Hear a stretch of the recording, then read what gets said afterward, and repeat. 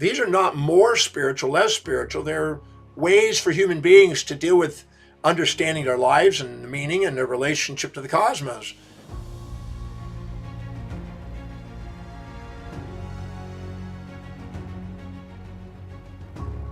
In my early 20s, 20, 21, 22, I was fascinated by comparative religion and philosophy.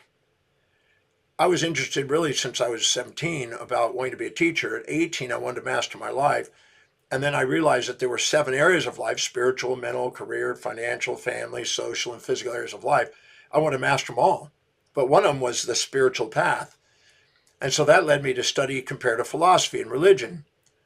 And I literally went and found encyclopedias with a list of every form of religion. Anybody that had 50,000 followers or more that were some sort of kind of cult to a religious understanding, I studied those and looked for common threads and differences, and went to various churches and synagogues and temples and mosques, you name it.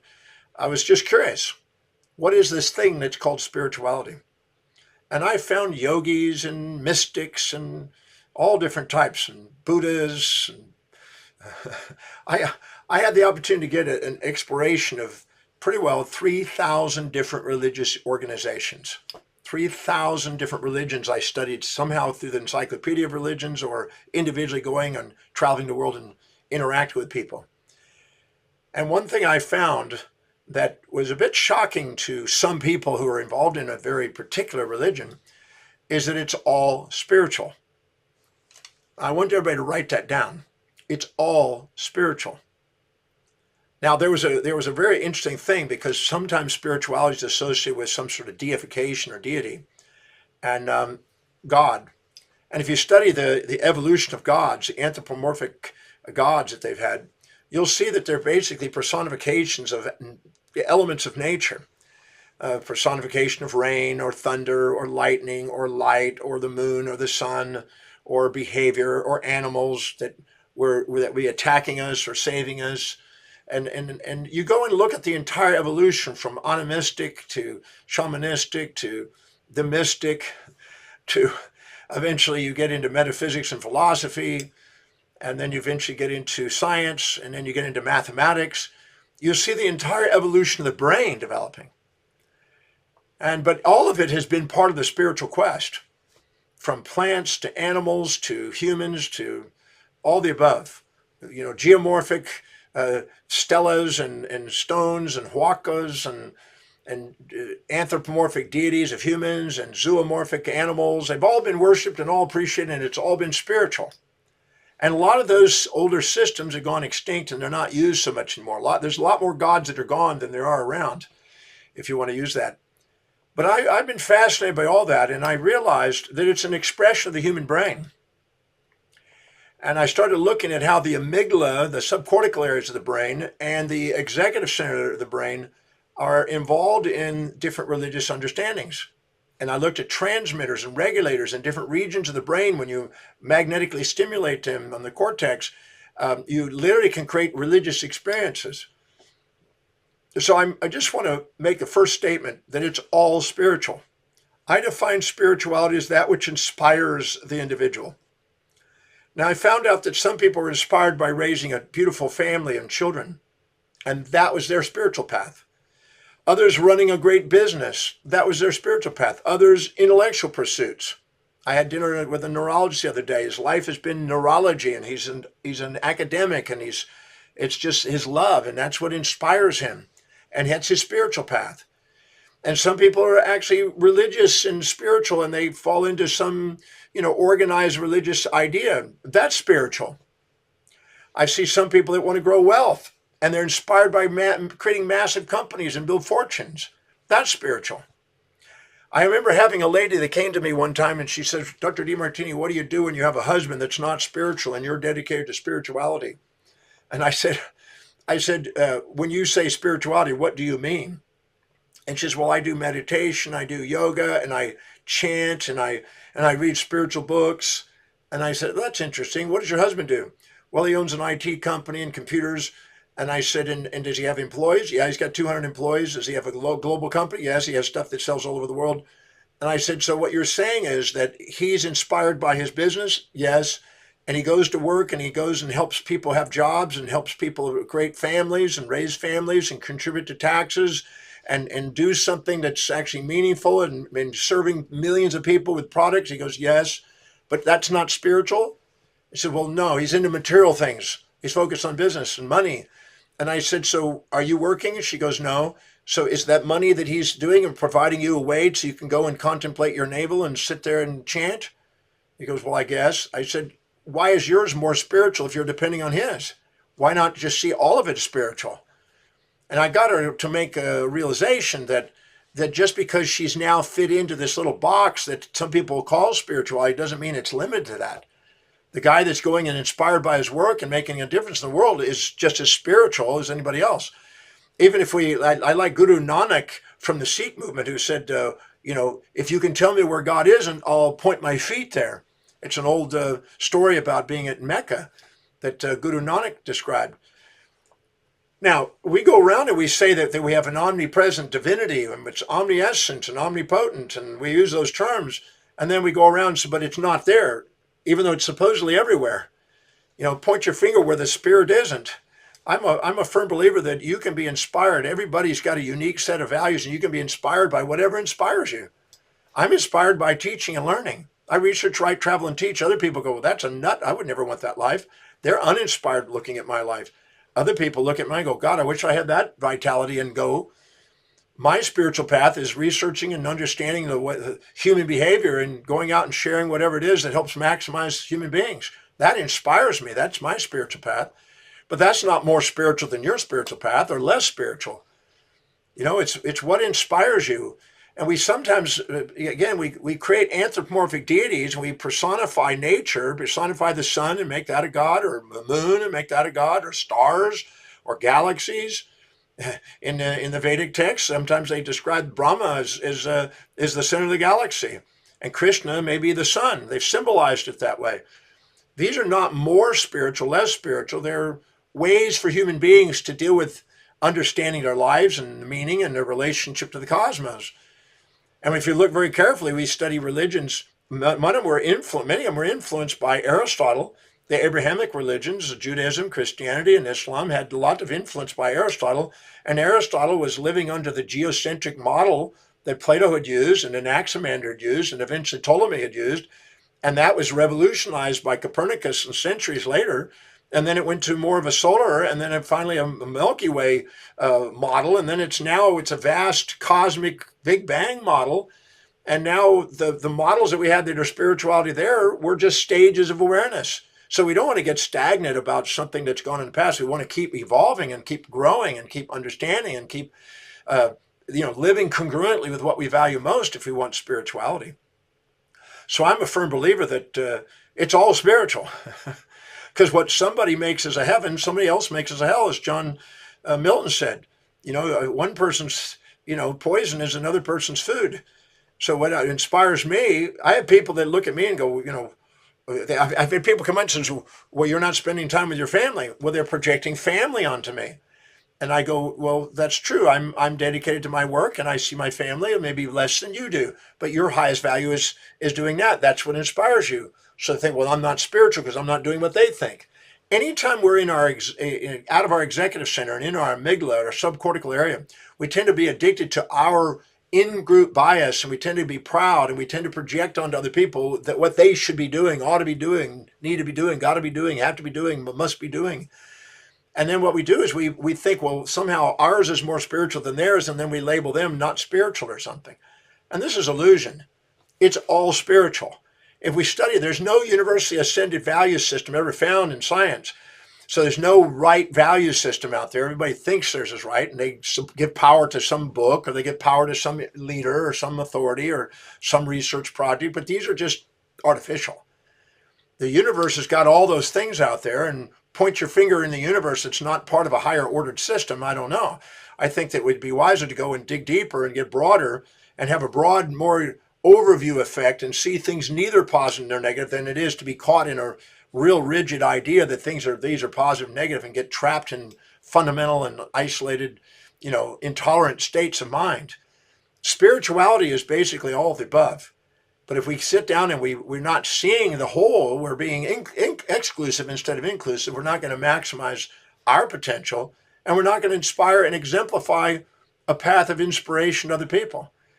You know, Einstein said to me when in his writings when I was 18 that the greatest teacher is exemplification. To exemplify a spiritual path is to go through and do what you really love. And when you're doing something you're really inspired by and love, that you can't wait to do it and you're grateful for your life, gratitude. Even the Pope John Paul said that it was basically gratitude that was heaven, and ingratitude was hell. I think if we look at our life, when we're ungrateful, life is hell, and when we're grateful, life is heavenly. And again, we can turn and have something become hellish or heavenlish in a matter of a second. So we can basically go in and out, and there's no one thing that said this is it for everybody. So I'm a firm believer that it's all spiritual. And I teach a program called the Breakthrough Experience. And in there, I've developed a methodology I've been working on for 50 years. It's called the Demartini method. And I've had people come in there and they think, well, this tragedy, this turmoil, this terrible, this traumatic, this torturous event has occurred in their life. And I go, is it really a torturous event or is it an event? All events are neutral until somebody comes along with a subjective biases, makes a heaven or a hell out of it. She said, well, they'll say, well, but this thing happened to me. And I go, okay, so what's the benefit? Well, how could there be benefit in it? It's bad. I said, according to who? Well, it's what I've been taught. So everything that somebody tells you is so? You know, Paul Dirac, the Nobel Prize winner, said it's not that we don't know so much, we know so much that isn't so. We're bombarded by a bunch of belief systems that are not necessarily great universal truths. So I said, this is a terrible event. Now, what's the benefit to it? Well, I don't know. Well, look. And then they start digging it and they find the upsides to what they thought they were downsides. And they realize that they were thinking it was terrible because they were conscious of the downsides, unconscious of the upsides. They were not fully conscious. And most people think spirituality is full consciousness. But if you all of a sudden have a biased interpretation and you're in your amygdala and you're basically subjectively biased and you're in survival mode, you can skew things and see only one side of them, be conscious of the downsides, not conscious of the upsides, and then think it's terrible. And then the fantasy of the opposite of that is now spiritual. And many people create fantasies of spirituality instead of the whole. And I try to help people realize that no matter what goes on in their life, if you see both sides of it, you can center yourself, you come to a state of gratitude, be objective and more resilient and neutral, and then all of a sudden you're back on the flow. It's nothing to do with what's out there. It's your perception, decision, and action which you have control over. You have control over your sensory neurons, inner neurons, and motor neurons. You can take whatever's happened and turn the heaven or hell out of it. And the dialogues of Plato addressed that in his time. 2,325 years ago, he was doing dialogues and showing people spinning things with cognitive reappraisals from one side to the other and making a good or a bad habit to show them that it's neither. It's just what they're choosing to see. And if you see that there's nothing but love, well, then you realize it's all spiritual.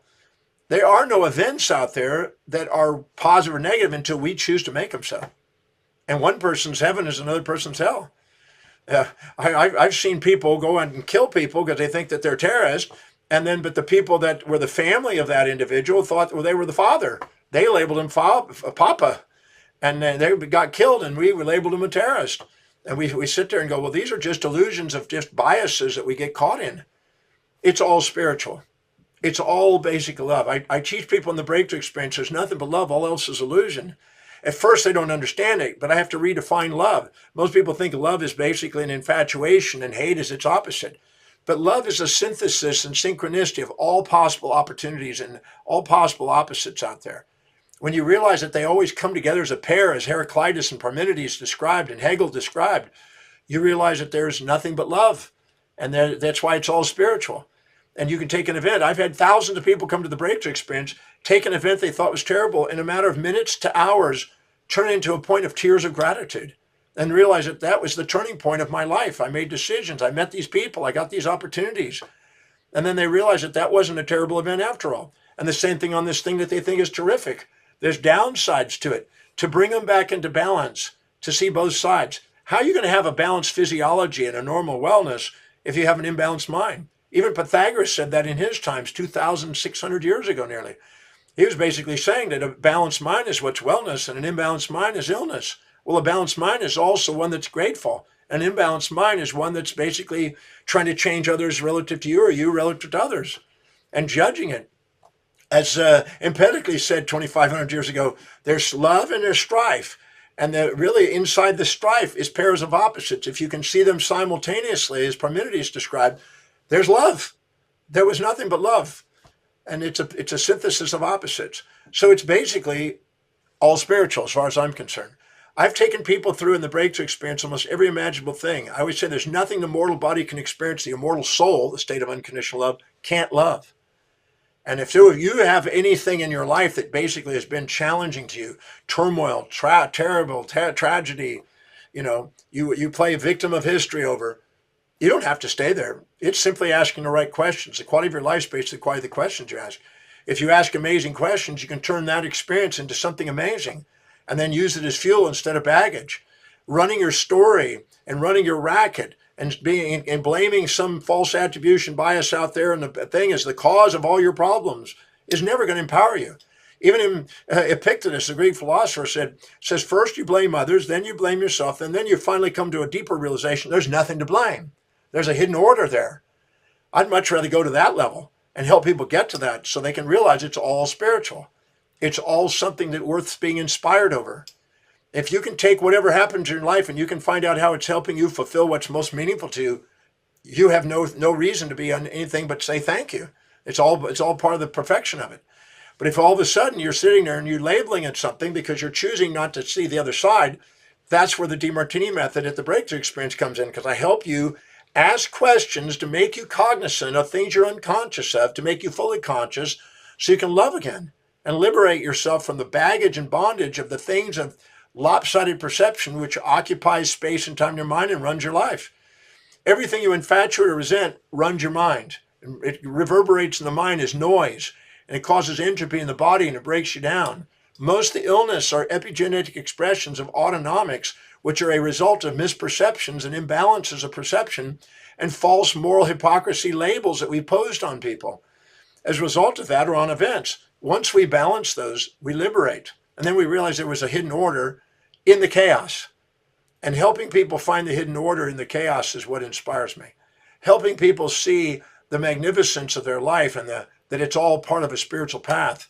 It's all part of it. Everything is a feedback mechanism to guide you to your most authentic self, your essential self, your soul, if you want to use the theological language for it, or if you want to call it the executive center neurologically, or you want to call it the systems two thinking, where you're most aware and most, thinking before reacting. Whatever you want to call it, they're all work as far as I'm concerned. I can go in and out of philosophical, theological, scientific, psychological languages for the same thing, but it's all spiritual. And giving yourself permission to see that is a very liberating state. And knowing how to ask the questions to wake that up is extremely powerful. I've been doing it for many years. I've taught the breakthrough experience 1,157 times. I've done it in many, many countries around the world, many thousands of people. I'm absolutely certain it can make a difference in your life and help you be inspired and grateful and have a spiritual experience. There's nothing in our life that we can't actually turn into a spiritual experience if we know how to ask the right questions. And that's where I teach you that in the breakthrough experience. So if you'd like to prioritize your life and live by your highest value, where you have the most resilience, adaptability, and objectivity, we have the least amount of emotional baggage and the most amount of gratitude. If you'd like to learn how to take whatever experience you've had and turn them back into something you can be grateful for and see the spiritual pathway, come to the breakthrough experience. Let me share the tools that I've been developing over the last 50 years that I know will make a difference because it works. I've made out as much of a science as I can to reproduce it, duplicate it, transfer it. I've got thousands of other people trained and using it out there and helping people. There's no reason why you couldn't come and go and learn that and put that into your life and get yourself an advantage. In the breakthrough experience, I ask people at the end of the program each week, how many of you learned something this weekend you could have gone your entire life and never learned if you hadn't have been here? Every hand goes up. How many of you now know you have a tool to take no matter what happens in your life and transform it into something to be grateful for? The hands go up. How many of you realize that there is nothing but love now? All else was an illusion. The hands go up.